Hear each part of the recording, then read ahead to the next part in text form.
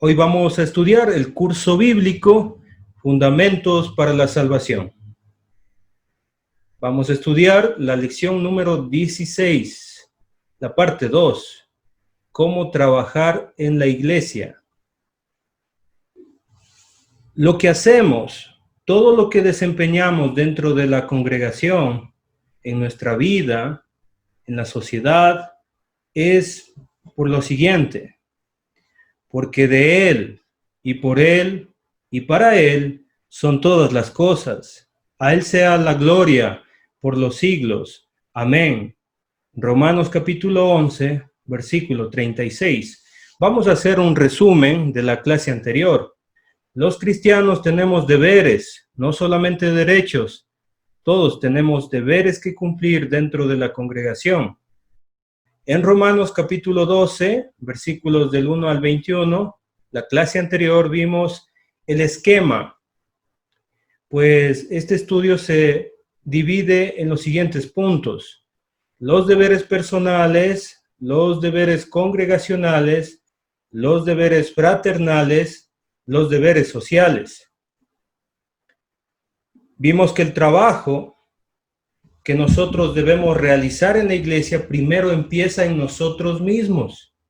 No se trata de una religión, la iglesia donde estamos, sino se trata de una forma de vida. Debemos presentarnos a Dios, eso lo decía el primer versículo del capítulo 12, en sacrificio vivo, santo, agradable a Dios. Servimos a Dios con nuestra vida misma, con nuestro cuerpo, con nuestro intelecto, con nuestras habilidades. Nos apartamos de lo malo, viviendo santamente, siendo buenos padres, buenos esposos, buenos hijos, buenos empleados. ¿Se acuerda? Esto lo vimos en la clase anterior. ¿Cómo lo logramos? Cambiando nuestra forma de pensar. Cuando cambiamos nuestra forma de pensar, vamos a tener un entendimiento correcto de las cosas. Dice la versión Dios habla hoy: cambien su manera de pensar para que así cambie su manera de vivir y lleguen a conocer la voluntad de Dios.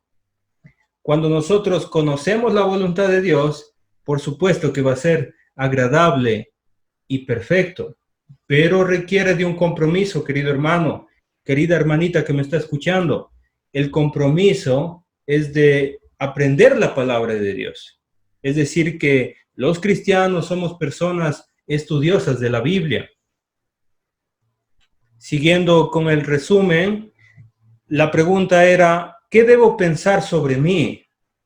Pues no me debo sentir superior a los demás, sino que debo evaluarme conforme a lo que Dios piensa de mí y no conforme a lo que los demás piensen de mí.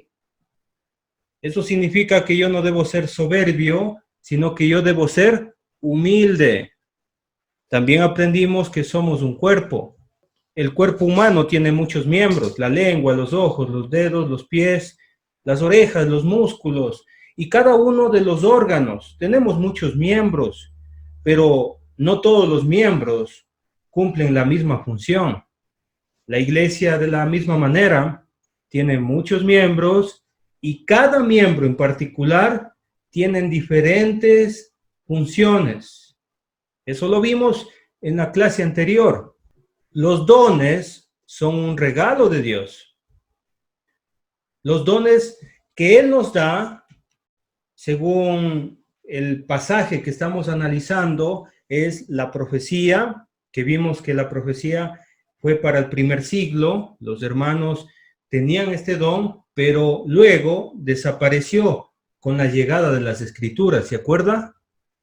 El servicio, la enseñanza, la exhortación, el repartir, el presidir, la misericordia. ¿Se acuerda? Esto ya lo vimos. Y todos estos dones, y espero que los anote y los tenga presente, estos dones hay que usarse. Hermanito, hermanita, escoja uno de estos dones para que empiece a practicarlos. Y si ya los tiene, pues tiene que perfeccionarlos. Porque esta clase se trata de aprender cuál es mi don. ¿Se acuerda que hablamos acerca del servicio también? Si usted tiene el don de servicio, debo preguntarme, ¿en qué puedo servir a mi hermano? ¿Qué necesidades tiene mi hermano? ¿Qué necesidades tiene la iglesia también? Aquella persona que tiene el don de servicio sirve a los demás con su tiempo, con su inteligencia, con sus habilidades, con su conocimiento, con su profesión, incluso con sus propios bienes. Esto lo vimos muy detallado en la clase anterior. Aunque todos debemos servir, aquellos que tienen este don en particular lo hacen con excelencia, con amor. Para los que sirven, para ellos no es un trabajo servir. Siempre están pensando en los demás. Y Jesucristo nos dio un ejemplo de servicio. ¿Se acuerda? Que ya lo vimos. Jesucristo lavó los pies a sus discípulos. Él sirvió. Él vino a servir. También vimos el don de la enseñanza. En la iglesia hay quienes enseñan. Tienen un compromiso con la palabra de Dios. Es decir, que el que enseña estudia mucho la palabra de Dios. Le gusta estudiar. Y esto tiene que ver con la capacidad de enseñar las escrituras a los otros en todo tiempo.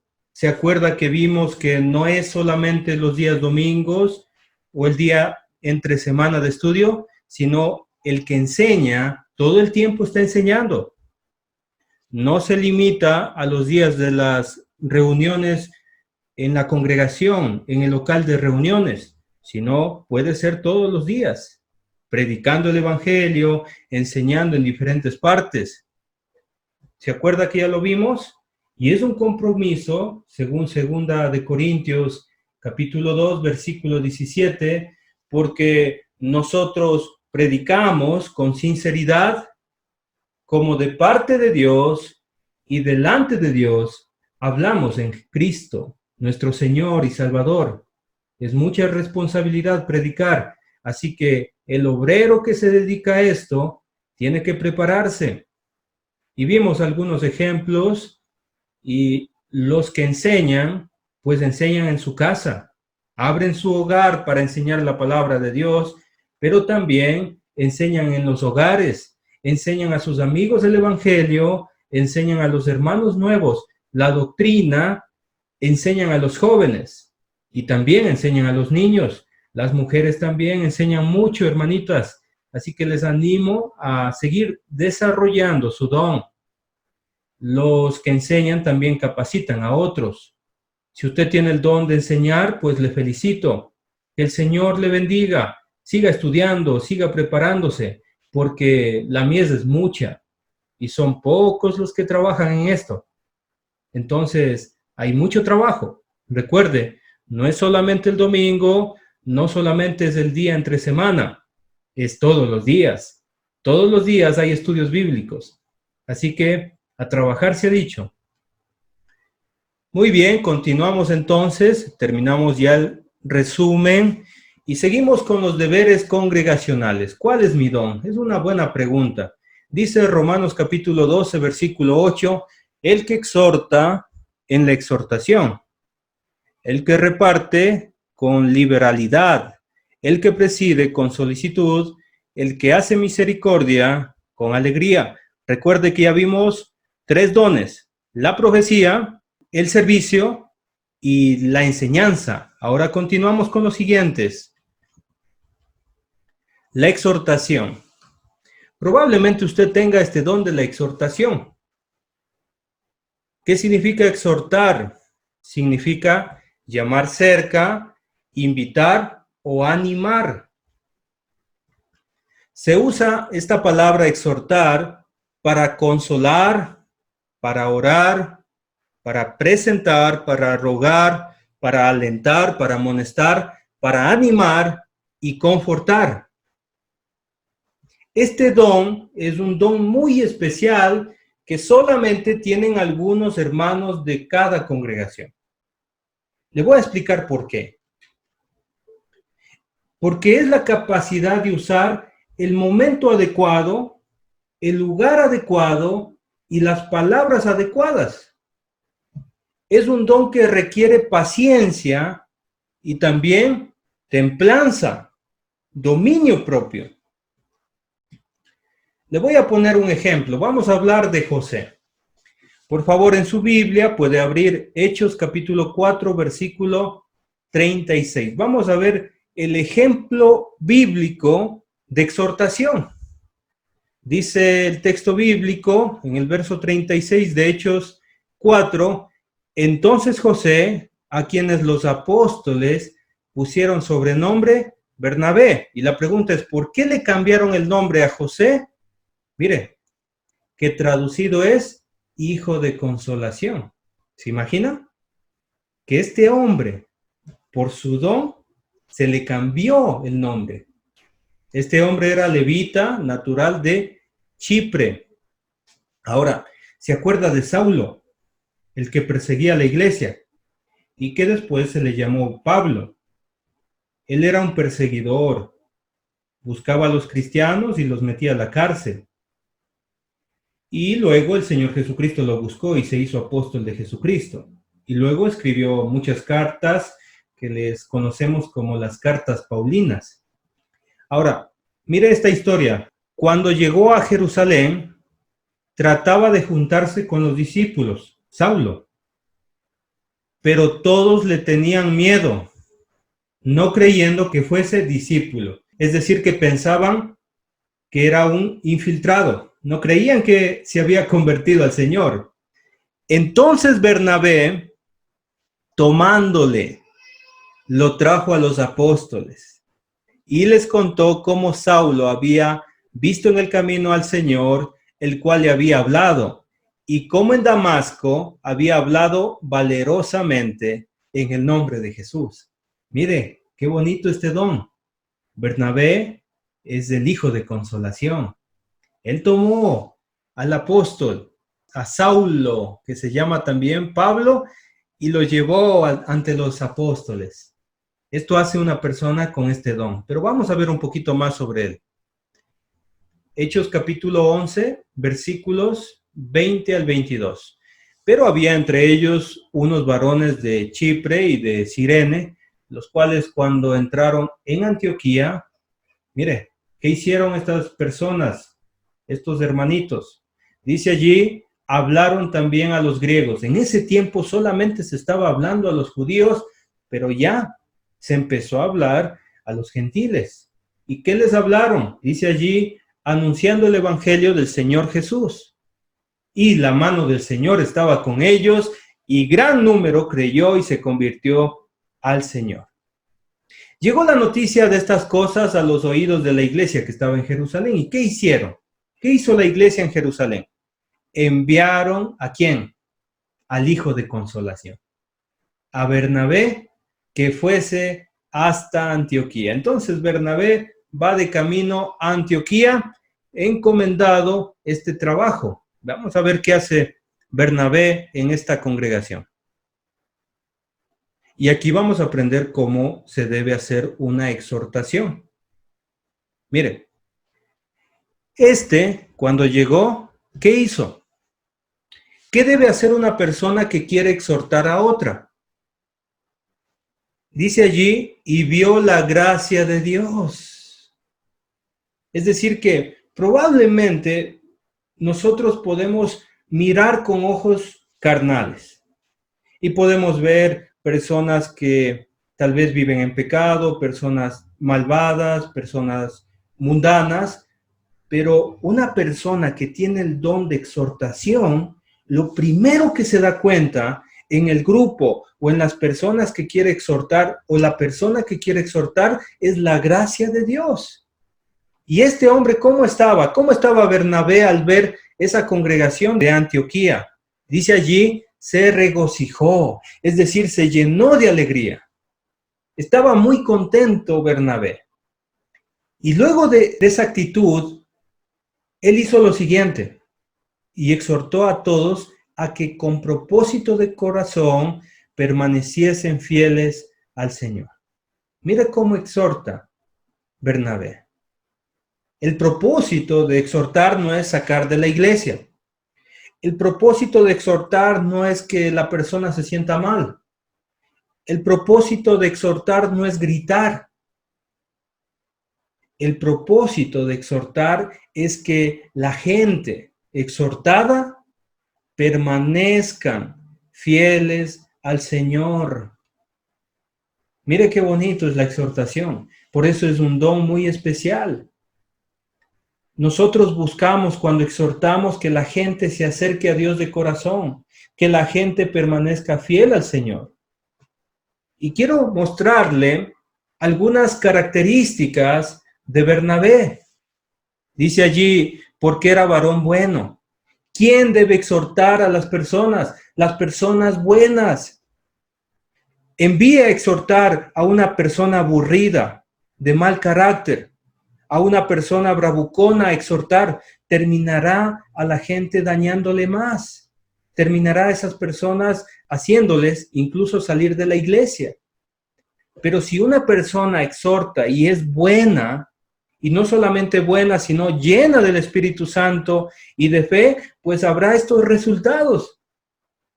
¿Cuáles resultados hay? Mira, dice ahí, y gran multitud fue agregada al Señor. Mire, mucha gente se convirtió. Después Bernabé, mire, ¿a dónde se fue? Fue a Tarso a buscar otra vez a Saulo. Y hallándole, le dijo, vámonos para Antioquía, vamos a estar ahí. ¿Y sabe qué? Estuvieron allí un año. Así es Bernabé. Él es un ejemplo de exhortación. Él tiene este don de exhortación. Espero que usted también tenga ese don. Si usted lo tiene, pues a practicar en la iglesia, a seguir trabajando para el Señor. La exhortación requiere sabiduría. Dice Primera de Tesalonicenses, capítulo 5, versículo 14, también os rogamos, hermanos, que amonestéis a los ociosos, que alentéis a los de poco ánimo, que sostengáis a los débiles y que seáis pacientes para con todos. Exhortar, mi querido hermano y hermanita que me está escuchando, es un don especial que necesita mucha sabiduría, con el propósito de ayudar a los hermanos, por supuesto. Por ejemplo, y aquí está el discernimiento del que exhorta, a los ociosos o los indisciplinados, también se puede traducir esta palabra, se debe amonestarles. Ahora, si hay desanimados, bueno, es lógico que se los debe alentar. A los débiles se les debe sostener o ayudarlos. Pero ¿qué pasa si alguien no tiene el don de exhortación? Probablemente al ocioso le animen o le sostengan. Pues no es así. O al desanimado lo amonesten, o al débil lo amonesten. Entonces, la persona que tiene el don de exhortar busca el momento adecuado, las palabras adecuadas y el lugar adecuado para exhortar de manera correcta. Es decir, no podemos decir, le exhorté, y de repente miramos a la persona y está más desanimada que antes. ¿Por qué? Porque no hemos procedido correctamente. Por eso en la iglesia hay muchos miembros, pero no todos tienen la misma función. Y lo más necesario en este don de la exhortación es tener paciencia para con todos. Si usted no tiene paciencia, pues debería tenerlo como cristiano, pero más aún si usted tiene el don de exhortación. Hermanito querido, si usted tiene este don, a trabajar en la iglesia. ¿Cuál es mi don? Probablemente este. Continuamos con los deberes congregacionales y vamos a hablar de repartir. Bueno, ¿qué significa repartir? Significa compartir. Entregar significa dar o repartir recursos. ¿Cómo? Dice el texto, como liberalidad. ¿Y qué significa eso? Significa que la persona es generoso, que la persona es sencillo, que es fiel, que es confiable, con parcialidad. Ahora, quiero explicarle un poquito más sobre esto. Es la capacidad de compartir lo que se tiene. Sí, la persona que tiene este don, si tiene algo, lo comparte a los demás. Ese es su don. Y puede, querido hermano, repartir lo que llega a sus manos y lo hace con fidelidad. Y lo hace sin injusticia. Mire, hoy en día en el mundo recibimos noticias y el gobierno recibió ayudas de muchos lugares en nuestro país y los que repartían las ayudas empezaron primeramente pensando en su familia y su familia con 2, 3 ayudas y también sus amigos con muchas ayudas y después empezaron a pensar en los demás. Bueno, la persona en la iglesia que recibe algo lo reparte con fidelidad y con justicia. Es una persona de confianza a la cual podemos entregarle los recursos con toda confianza, porque sabemos que lo va a repartir de manera correcta, mejor que cualquier otra persona. Así son las personas que reparten. Y vamos a ver un ejemplo. ¿Se acuerdan que Jesucristo dio de alimentar a 5,000 personas? Y la gente estaba con hambre, ya estaba atardeciendo y Jesucristo dijo, vamos a dar de comer a toda esta gente. Les dijo a sus discípulos para probarlos. Y empezaron a preguntarse, ¿y cómo les damos de comer a tanta gente? Y empezaron a buscar, porque Jesucristo les dijo, vamos a hacerlo. Y Andrés, entre todos, encontró a un muchacho. Aquí está un muchacho, dijo Andrés, que tiene 5 panes de cebada y 2 pececillos. Y dijo esto, mas, ¿qué es esto para tantos? Y es interesante notar, queridos hermanitos que me están escuchando, que los panes eran de cebada, lo más pobre que hay, los más baratos. Y los pececillos también es lo más barato. Entonces, ¿qué hacían ellos? Tomaban el pan, lo cortaban y ahí ponían un poquito de ese pescado salado y eso comían. Y este jovencito era un joven pobre, pero este hombre, este joven, tenía el don de repartir. Tomó todo lo que tenía y lo ofreció. Eso significa que el que reparte, no importa si es pobre, rico o cualquier condición social. El que reparte tiene el don y da lo que tiene. Por eso, si usted quiere dar, délo, hermanito, délo. ¿Y sabe qué? El Señor utilizó esos 5 panes y esos 2 pececillos y dio de comer a 5,000 personas. Y sobraron 12 cestas. Imagínese cuánta bendición. Hay gente que tiene esta capacidad de dar lo que tiene. Qué maravilloso, ¿verdad? Es la misma actitud que tuvieron los hermanos en Macedonia, los hermanos en 2 de Corintios capítulo 9, ¿se acuerda? Ellos estaban muy pobres, pero dieron lo que tuvieron. Significa que esta persona o estas personas dan con sencillez lo que tienen. Es la capacidad de despojarse y empezar a pensar en los demás. Cristo también tuvo este don y tiene este don. Se despojó a sí mismo y tomó forma de siervo y se hizo semejante a los hombres, a nosotros, y murió en una cruz del Calvario. A ese punto, Jesucristo tuvo este don. Así que probablemente usted tenga el don de repartir y le animo a que usted pues desarrolle su don y trabaje para la iglesia. Mire, ya vemos algunos cuantos. Espero que Si usted se preguntó cuál es mi don, usted ya esté encontrando el don para practicar en la iglesia. Seguimos con los deberes congregacionales preguntándonos cuál es mi don. Probablemente su don sea presidir. ¿Qué significa presidir? Significa la capacidad de estar delante, ocuparse, administrar, es tener un puesto de responsabilidad y también significa dirigir.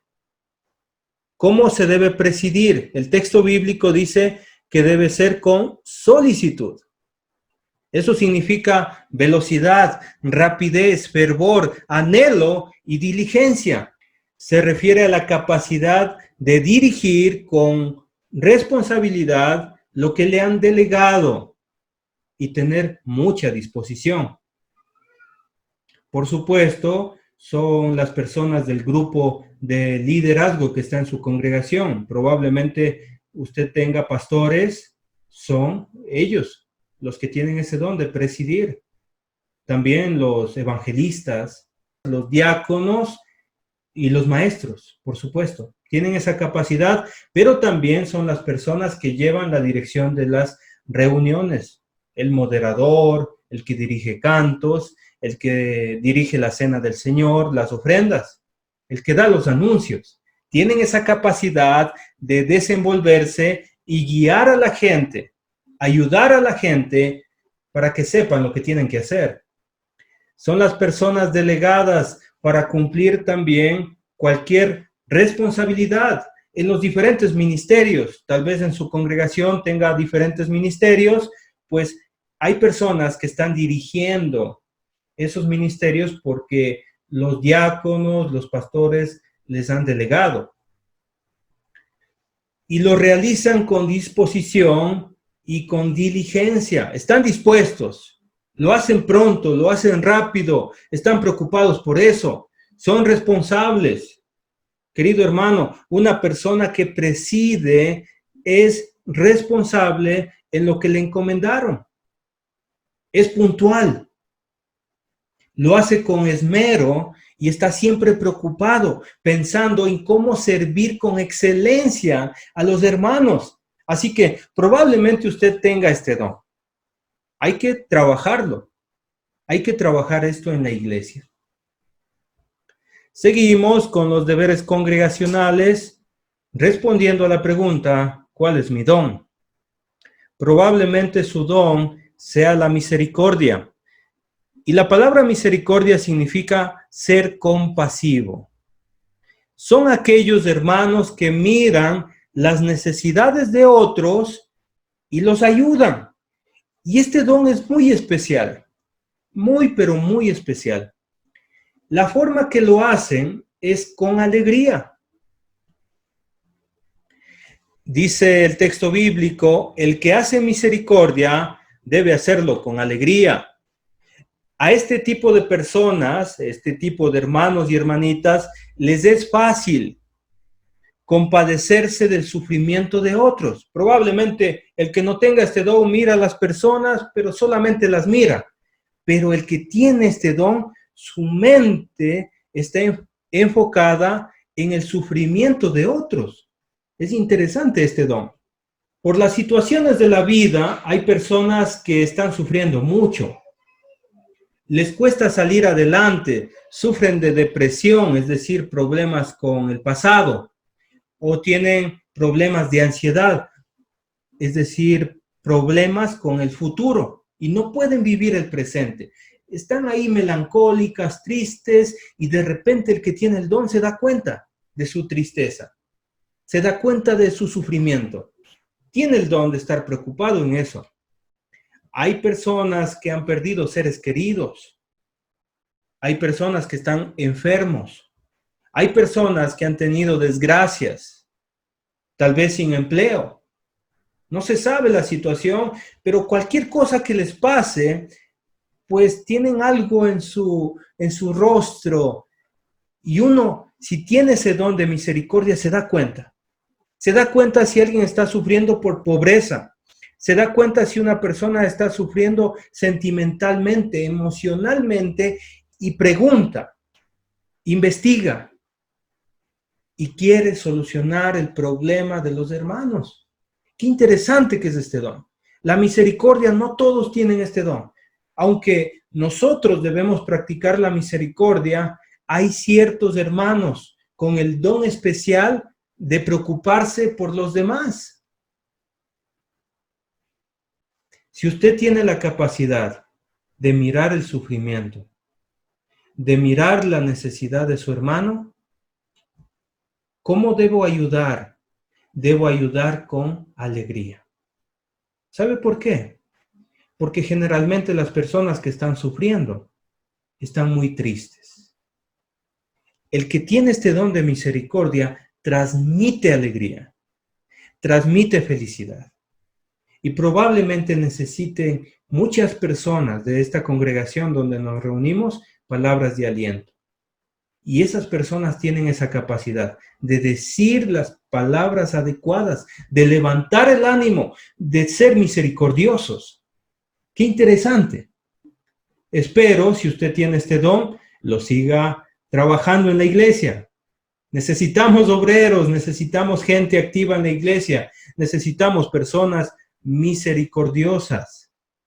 Muy bien, hay hermanos que ya están 20, 30 años en la iglesia y dicen, es que yo no tengo ningún don. Yo creo que sí. Busque de estos dones que hemos estado estudiando y escoja uno. Yo creo que Dios le va a bendecir mucho.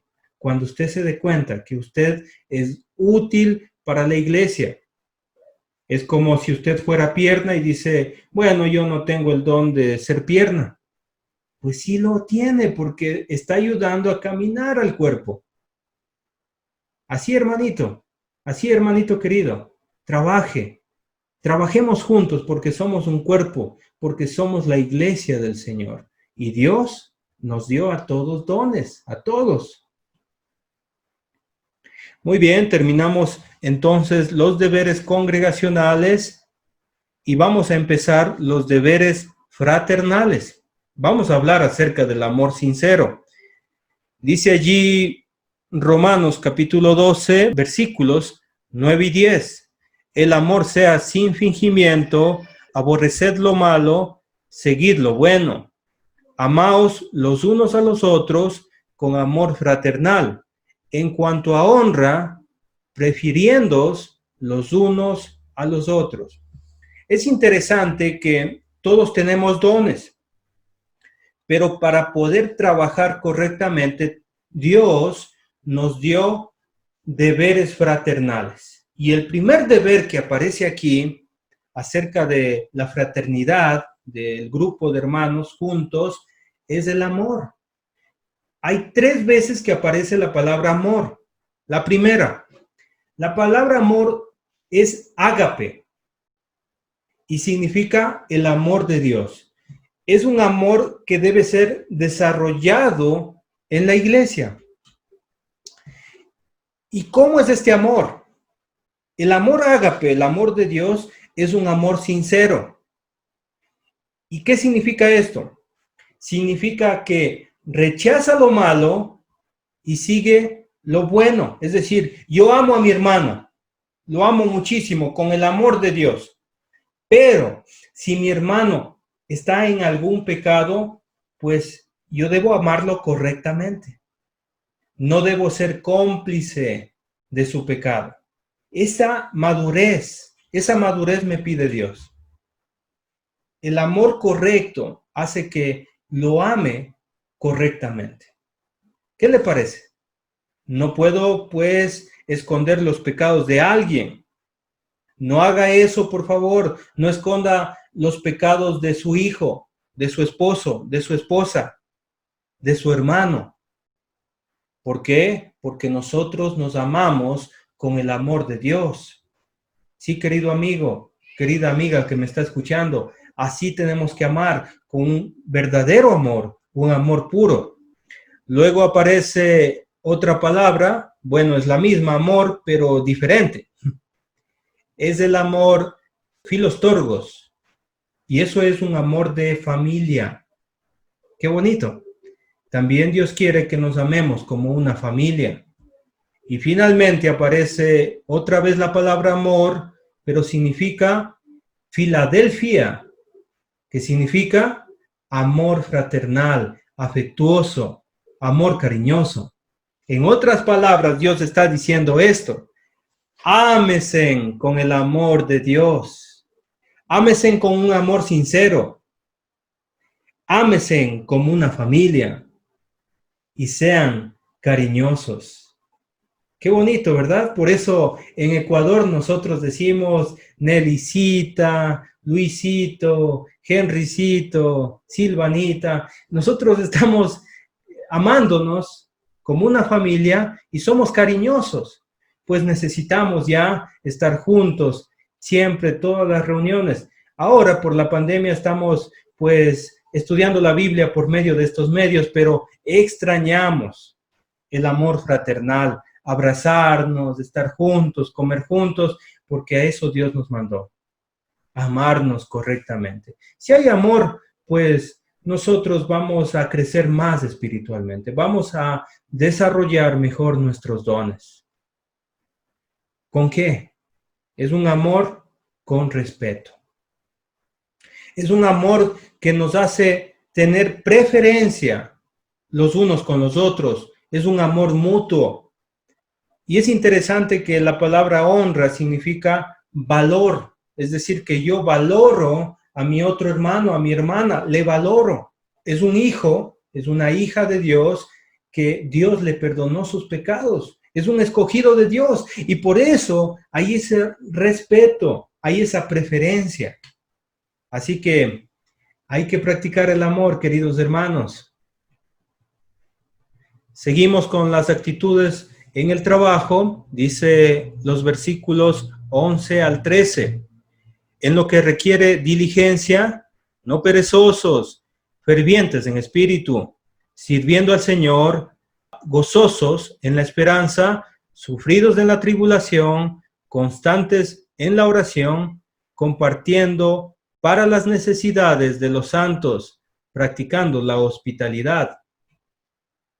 Dios quiere que tengamos una buena actitud para trabajar.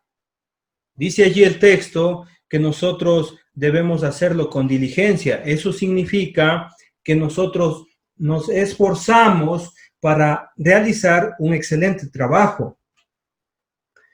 Dice allí el texto que no debemos ser perezosos. Es decir, que la persona que trabaja siempre es una persona activa. Dice allí el texto, fervientes en espíritu.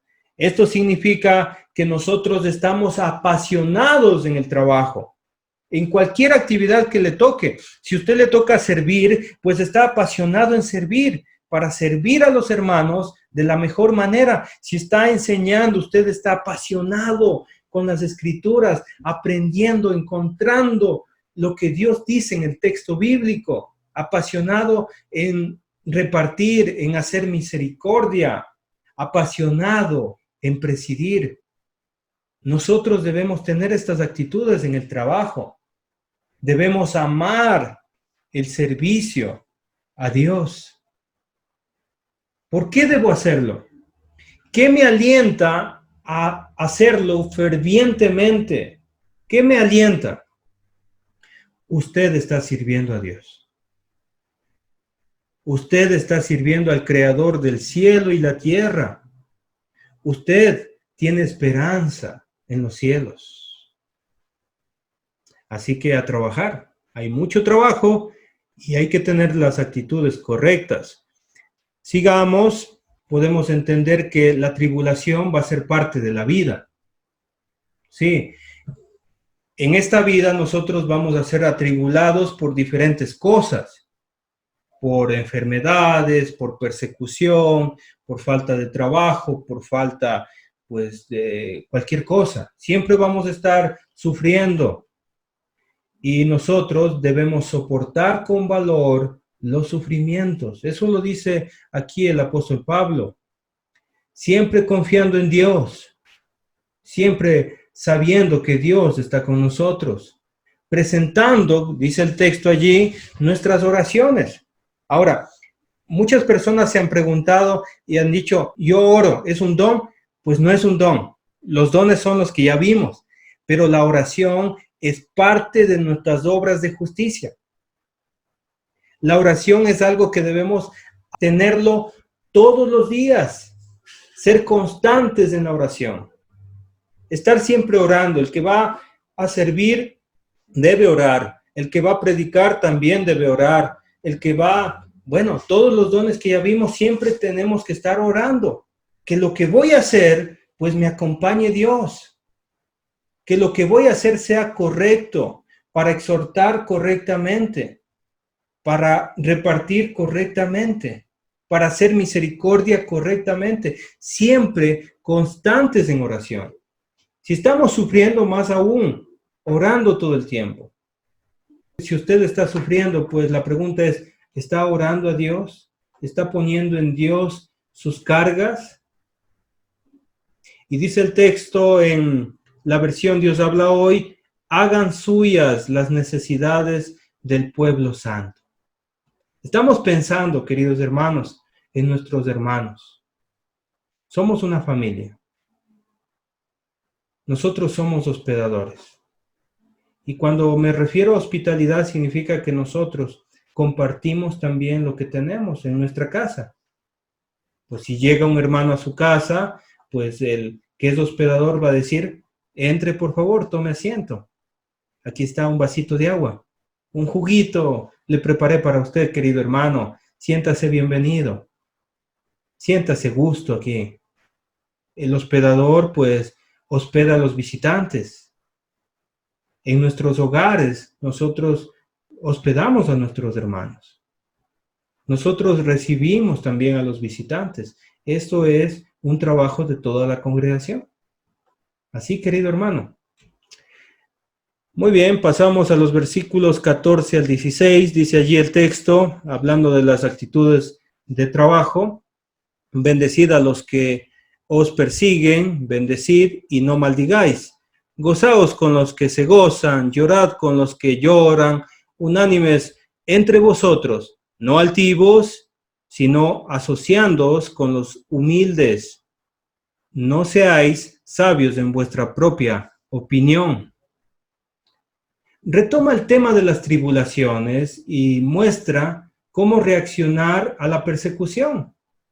No debemos reaccionar con maldición si somos perseguidos, sino que debemos reaccionar con bendición. Somos una familia. Nos refugiamos en esta familia. Y si tenemos sufrimientos, nosotros estamos conversando con los hermanos, con la iglesia y decimos, por favor, oren por mi familia, oren por nosotros porque somos una familia. También si estamos alegres, todos estamos alegres. Qué bonito es cuando un hermano se gradúa de la universidad, se gradúa del colegio y comparte la alegría y toda la iglesia está contenta, feliz. Si alguien se casa, todos estamos felices. Es que somos una familia, porque somos un cuerpo. Y si el cuerpo sufre algún daño, todos nos dolemos. Pero si el cuerpo recibe honra, todos estamos honrados. Estamos unánimes y debemos vivir en armonía. No debemos ser altivos. Eso significa que no debemos ser orgullosos. No debemos discriminar a ningún hermano por su condición social o por cualquier otra cosa. Y tampoco debemos ser aferrados, no debemos ser tercos, no debemos ser sabios en nuestra propia opinión, porque hay veces que por eso hay dificultades, por ser necios en algo, y Dios nos pide que no seamos así. Y finalmente aparecen los deberes sociales. Dice el texto lo siguiente. Ahora, la iglesia trabajando afuera, ya no en la congregación, ahora estamos hablando del entorno, porque todos nosotros pues nos desempeñamos en algún trabajo, o estamos en la universidad, en el colegio, estamos afuera. Pues, ¿cómo debemos reaccionar afuera? Dice el texto en Romanos 12, del 17 al 21.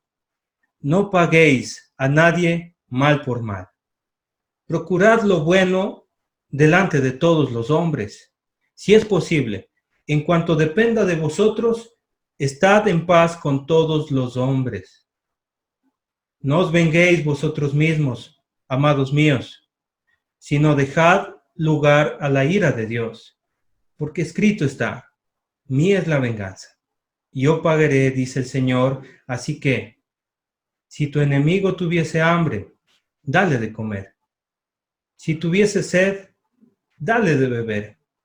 Pues haciendo esto, ascuas de fuego amontonará sobre su cabeza. Mira, querido hermano, esto me recuerda a un libro que se llama El triunfo del cristianismo. Y en este libro relata la historia de una pandemia que sucedió en el año 165. Probablemente fue la viruela. Y en esta peste que llegó al mundo en ese entonces, mató a un cuarto o probablemente un tercio de la población en aquel entonces. Y los familiares y la gente del mundo empezaron a sacar a sus propios hijos, a sus propios tíos, a sus propios familiares y los arrojaban afuera, en la calle, por miedo a contagiarse. Solamente, querido hermano, esto lo dice la historia secular, lo dice en este libro, solamente los cristianos recogieron a estas personas que fueron tiradas, que fueron arrojadas fuera, los tomaron y les dieron qué comer y les dieron qué beber. Los cristianos en aquel tiempo, pues redujeron las muertes de muchas personas.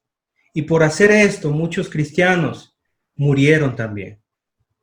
Solamente por hacer caso a las palabras del Señor. Si tu enemigo tuviere hambre, dale de comer. Si tuviese sed, dale de beber. Nuestros hermanos hicieron eso en aquel tiempo. Y quiero, hermanitos, exhortar con mucho cariño a que nosotros demos un buen testimonio afuera de que somos cristianos, de que nosotros somos el pueblo de Dios. Y quiero terminar con esto. Me gusta mucho el texto, el verso 21. No seas vencido de lo malo, sino vence con el bien el mal. Recuerde, lo que hacemos, el trabajo que realizamos en la iglesia, bautismos, predicación, servicio, misericordia, repartir, presidir, cualquier don que nosotros tengamos lo hacemos para la gloria de Dios. Y recordamos el primer versículo que leímos, porque de Él y por Él y para Él son todas las cosas. A Él sea la gloria por los siglos de los siglos, nuestro gran Dios y Salvador, que murió por nosotros, que nos da esa esperanza de vivir eternamente. A Él sea la gloria, querido hermano. A Él debemos glorificar porque es un Dios santo, santo, santo, soberano, nuestro Rey, eterno y glorioso. Romanos 11:36. Usted está estudiando el curso bíblico Fundamentos para la Salvación. Que Dios le bendiga.